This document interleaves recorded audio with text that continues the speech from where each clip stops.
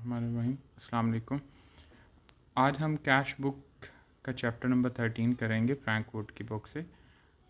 और इसमें question number 1 हम चैप्टर नंबर 3 का क्वेश्चन नंबर 1 है। इसको किस तरह से अटैम्प्ट करना है वो मैं आपको बता देता हूँ। Cash book is just like cash ledger, जिसको हम टी अकाउंट भी बोलते हैं। ठीक है, तो इसमें हम सबसे पहले क्या करेंगे, हम इस तरह टी अकाउंट बनाएंगे। ये टी अकाउंट है ये। अब यहाँ पे एक कॉलम नहीं, दो कॉलम बनाएंगे, एक कैश का कॉलम और एक बैंक का कॉलम। इसी तरह यहाँ पे भी दो कॉलम बनाएंगे, कैश का और एक बैंक का। अच्छा, ये साइड आपकी सारी क्रेडिट साइड है, ये डेबिट साइड है। ये लिखने की ज़रूरत नहीं है, वैसे आपको बता रहा हूँ। कैश बुक, और ये डबल कॉलम कैश बुक है क्योंकि इसका डबल कॉलम है, यानी कैश आ जाएगा इधर और इधर बैंक आ जाएगा। इधर इस तरह कैश और इधर बैंक, और इधर आपकी डिटेल आ जाएगी, डिटेल। या इधर डेट का भी कॉलम आप लिख सकते हैं। मैं भी डेट नहीं लिख रहा, लेकिन आप डेट का कॉलम लिख सकते हैं। बेहतर है आप डेट भी लिख लें। जैसे कि मैं यहाँ पे स्टार्ट में यहाँ पे डेट लिख देता हूँ, और इसके भी यहाँ पे स्टार्ट में डेट लिख लेता हूँ।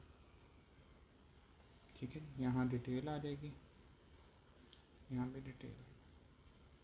तो बेसिकली इसके दो कॉलम हैं। ठीक है, अब हमारे पास 2012 मई है, तो हम यहाँ पे 2012 मई लिखेंगे। और मई फर्स्ट, पहले मई फर्स्ट में वो कहता है started in business with capital in cash 5000, यानी 5000 कैश आया। यहाँ कैश कॉलम में 5000 लिखेंगे क्योंकि आया है। ये साइड सारी की सारी रिसीप्ट साइड है। रिसीप्ट साइड जब कैश या चेक मिलेगा तो इधर रिकॉर्ड करना है, और ये साइड सारी पेमेंट साइड है। ठीक है जी। अच्छा, यहाँ पे हम लिखेंगे कैपिटल अकाउंट। क्या लिखेंगे? कैपिटल अकाउंट, क्योंकि कैपिटल की वजह से कैश आया। ठीक है। अच्छा, उसके बाद सेकंड है पेड रेंट बाय कैश, यानी आपने रेंट पे किया तो पेमेंट साइड ये है, और कैश में पेमेंट किया तो हम सबसे पहले अमाउंट लिख लेंगे 500। और क्या पे किया? रेंट, तो रेंट यहाँ पे रेंट अकाउंट आ जाएगा, और यहाँ पे उसकी डेट आ जाएगी 2 मई। ठीक है जी, मैं 2 लिख रहा हूँ, 2 मई, इसका मतलब 2 मई है क्योंकि ये 2012 में है। ठीक है जी। अच्छा, उसके बाद आप देखें, जी Broad lent us 6000 paid by cheque, यानी उसने हमें चेक के थ्रू लोन दिया है। इसका मतलब लोन अगर कोई दे तो हमारे बैंक में पैसे इन हुए, तो बैंक में जब पैसे इन होते हैं तो हम इसको क्या लिखते हैं? जब बैंक में पैसे इन होंगे तो हम इसको बैंक के डेबिट साइड पे लिखेंगे। कितनी अमाउंट है जी? अमाउंट है 6000।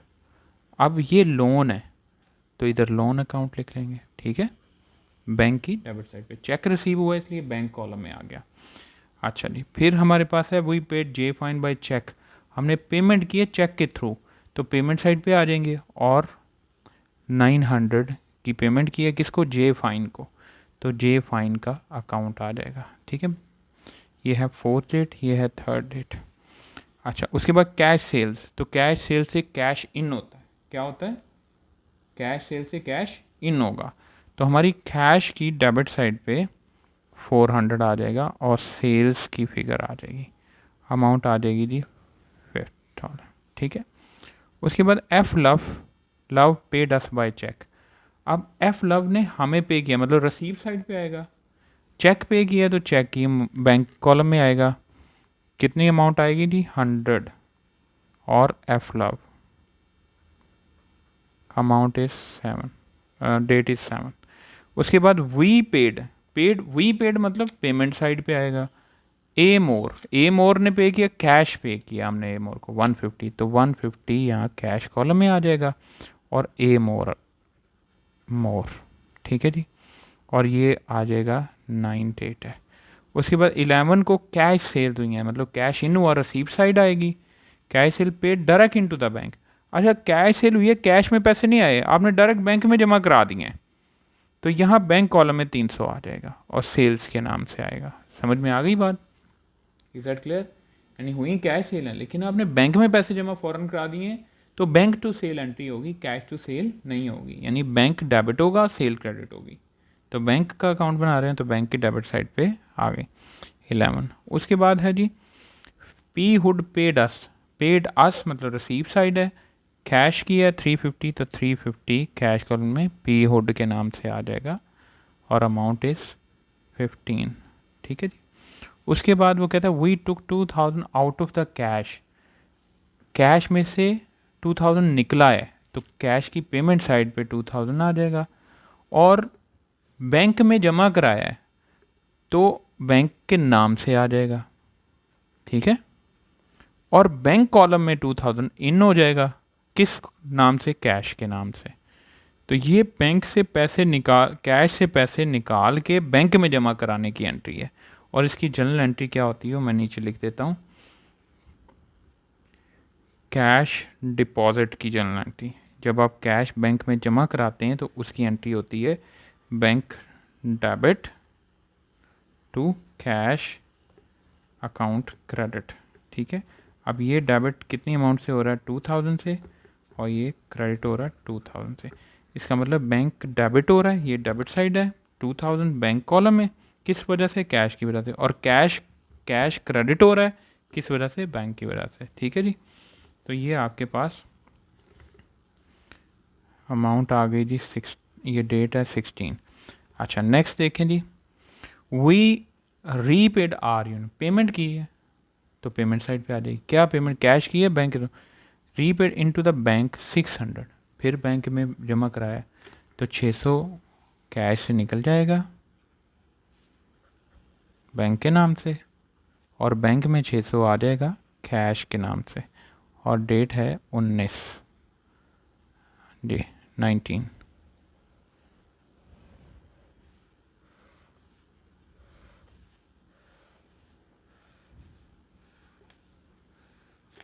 अच्छा, cash cell paid direct into the bank, आप कैश सेल वही वाली जो सेल हुई थी डायरेक्ट बैंक में जमा करा दी, सेम वही एंट्री है, यानी 600 बैंक में आ जाएगा कैश सेल। अच्छा एक मिनट है, वी रीपेड आर अनियन 1000 बाय चेक, ये मैंने, अच्छा ये 19 नंबर 19 डेट पे जो है इसको हमें रिवाइज करने की ज़रूरत है, ये इसमें मिस्टेक हुई है। वी रीपेड आर अनियन, हमने पेमेंट किया आर अनियन को 1000 बाय चेक, तो 1000 निकलेगा, लेकिन ये मैं इसको कट कर देता हूँ 1000, और आर अनियन आ जाएगा। ठीक है जी, और ये जो मैंने एंट्री की थी 600 से, ये भी आपकी कैंसिल। अब है cash cell paid directly into the bank, ये 600 से आ जाएगी सेल्स के नाम से, ये 22 नंबर। उसके बाद paid motor expense by cheque, motor expense आपने पे किए हैं तो मोटर एक्सपेंस, और बाय चेक किए हैं तो 230 की पेमेंट आ गई। उसके बाद विदड्रॉ 160, अब विदड्रॉल की क्या एंट्री होती है, विदड्रॉल फ्रॉम बैंक।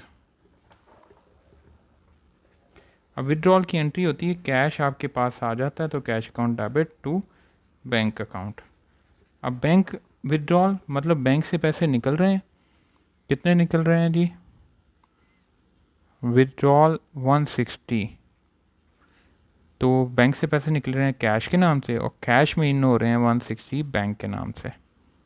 ठीक है जी, ये हुई है 30 को, ये 26 को मोटर एक्सपेंस की हुई है 30 को। अच्छा जी, अब महीना एंड हो रहा है, पेड वेजेस पे किए हैं क्योंकि महीने के एंड पे वेजेस भी पे करनी होती हैं, तो कैश वेजेस पे किए हैं 420 से आ गया। अब हम क्या करेंगे, हम कैश का टोटल करेंगे और इसी तरह बैंक का भी टोटल करेंगे डेबिट साइड का, और फिर क्रेडिट साइड को माइनस करके यहाँ बैलेंस कैरी डाउन लिखेंगे, बैलेंस कैरी डाउन।